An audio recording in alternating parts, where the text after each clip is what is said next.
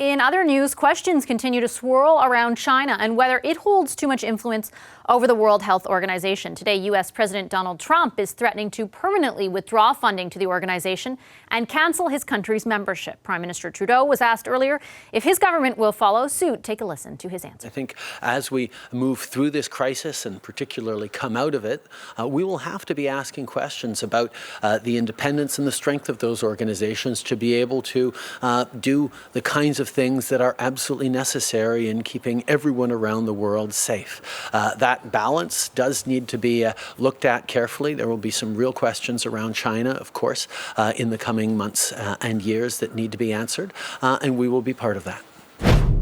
The opposition Conservatives say the Prime Minister should be taking a harder line against China. So what would that look like exactly? Andrew Scheer is the leader of the Conservative Party. He joins us from Ottawa. Hi, Mr. Scheer. Good to see you again. Good to chat with you, Vashi. Mr. Scheer, your party has been critical of the government for its dependence on the World Health Organization and the World Health Organization's dependence on data and information coming out of China at the outset of the outbreak. The WHO did just announce that it will launch an independent review into its own behavior at the earliest possible time. What more do you want the Liberals to do? The Liberals have supported that call. Well, we've been saying that these types of questions have to be asked and looked into for weeks now. And here we are in May, 2 months into a virtual shutdown of our society and our economy. So these are the types of things that we would have liked to have seen earlier action on. One thing that the government still hasn't explained is why they ignored the Canadian experts. Why did they choose to ignore the Canadian military intelligence report that called for imposing travel restrictions and border controls earlier? They still haven't done that. The travel restrictions on China, my understanding is only 10 cases. The last time I looked, and that could have changed in the past few weeks, but only 10 cases originated in China. So people coming from China over the border. With those restrictions, do you have any evidence that they would have made a big difference? Well, I would put it to you, Vashi, that when your Canadian military intelligence experts say that this virus needs to be taken seriously, keep in mind it did not just say that it did not just give advice on borders or travel restrictions. It talked about the nature of the threat at a time when the WHO was saying that person-to-person transmission was unlikely based on the information that they were receiving from China. Canadian military intelligence experts were pointing to other evidence. So, there are a lot of questions here. And I remind you, Conservatives have been trying to get to the bottom of this. We don't want to jump to conclusions. We're trying to gather all the evidence. We've asked Canadian officials at the WHO to come to our health committee, to appear virtually on our health committee, to answer for these types of things.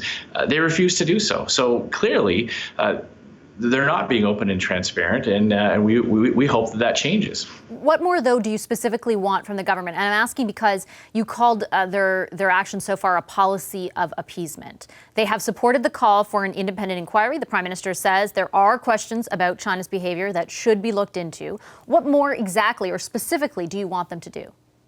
Yeah, well, that's about as gentle as Justin Trudeau could possibly put it. And let's keep in mind that our relationship with China does not just focus on the WHO and this current pandemic. There are 2 Canadians who are being held illegally in China. They've slapped blocks, export blocks on our commodities, our agricultural commodities.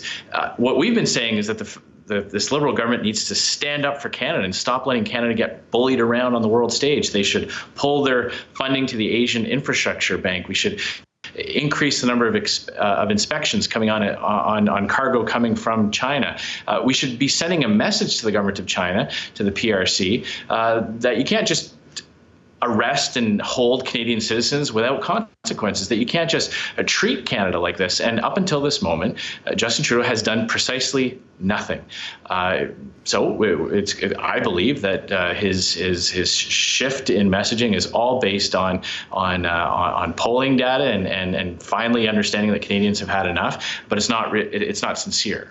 So the Australian government, for example, did specifically call for an investigation earlier on in. China, as of last night, slapped an 80% tariff on Australian barley. We've already seen canola exports hurt by initial tariffs slapped on them by China.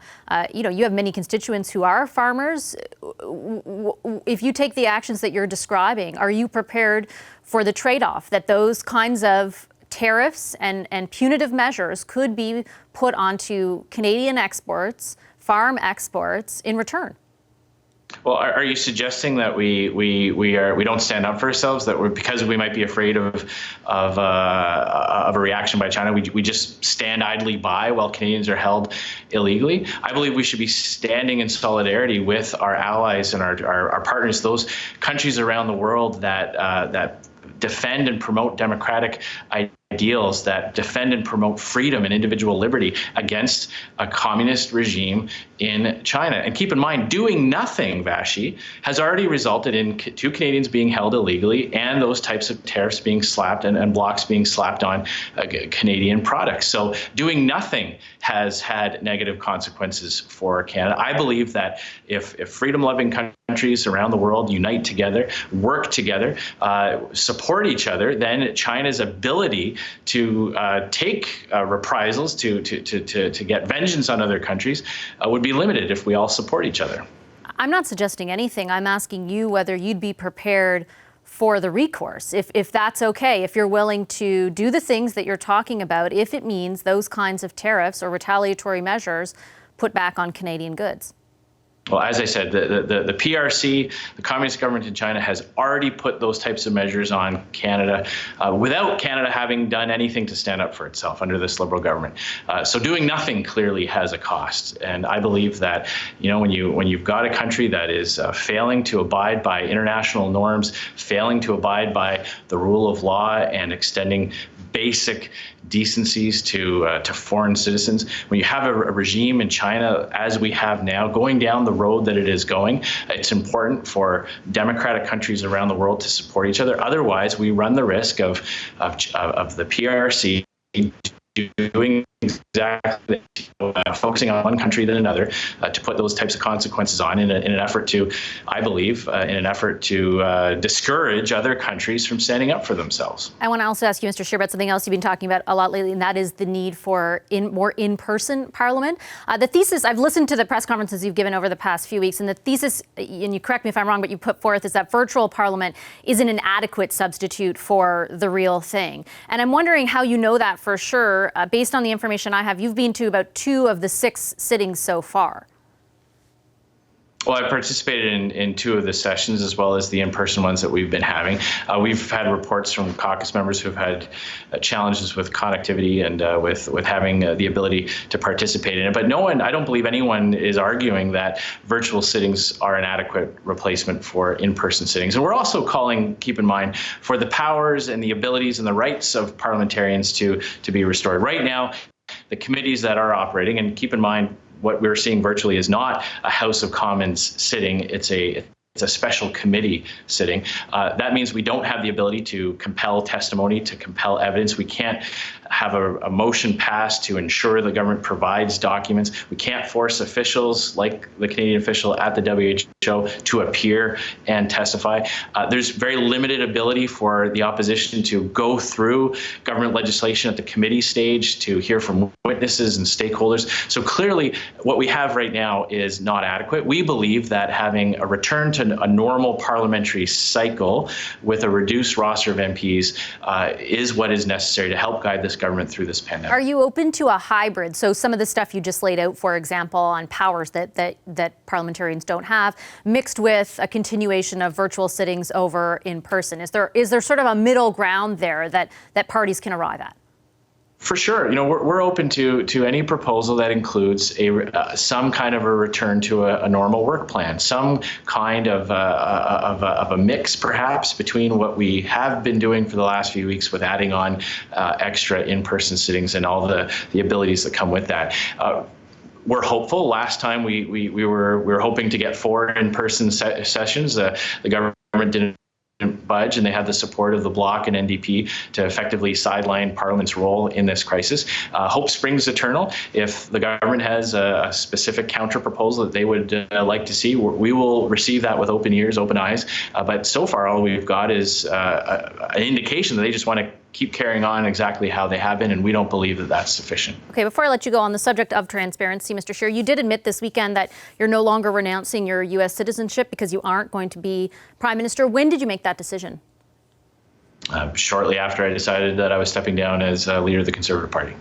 And why? I know earlier you said it was a personal decision, but I'm just curious as to why you would think renouncing it was the right thing to do when you were running to be Prime Minister, and then shortly thereafter, it's not the right thing anymore. Well, it was the right, I believe, for myself that it would be appropriate to renounce it as part of my efforts to become Prime Minister. And once it was clear I wasn't going to become Prime Minister, that rationale no longer existed. Is there some reason that you want to retain it? Are you planning to vote in November, for example? As I said, it was the reason for renouncing it was part of my efforts to become Prime Minister. And once that rationale was no longer there, I just discontinued the process. Does that mean that the reason you wanted to renounce it was purely politically motivated? No, I wouldn't suggest that. Actually, it was, as someone who was aspiring to become Prime Minister, I believe for myself that would be an appropriate step. And once it was clear I wasn't going to be Prime Minister, as I said, that rationale no longer existed. And how long into the process were you? Had you paid any fees, for example, or anything like that? I had provided some documentation to the embassy, and was in the process of booking appointments, that type of thing. Look, this is a personal issue. It's a decision I made, both in terms of starting the steps to renounce it. It's a personal choice of mine. Okay, I'll leave it there. Thank you, Mr. Scheer. Appreciate your time today. Thanks, Vashi. Hi, I'm Vashi Capellos, host of Power in Politics. See more of our show by subscribing to the CBC News channel or click the link for another video.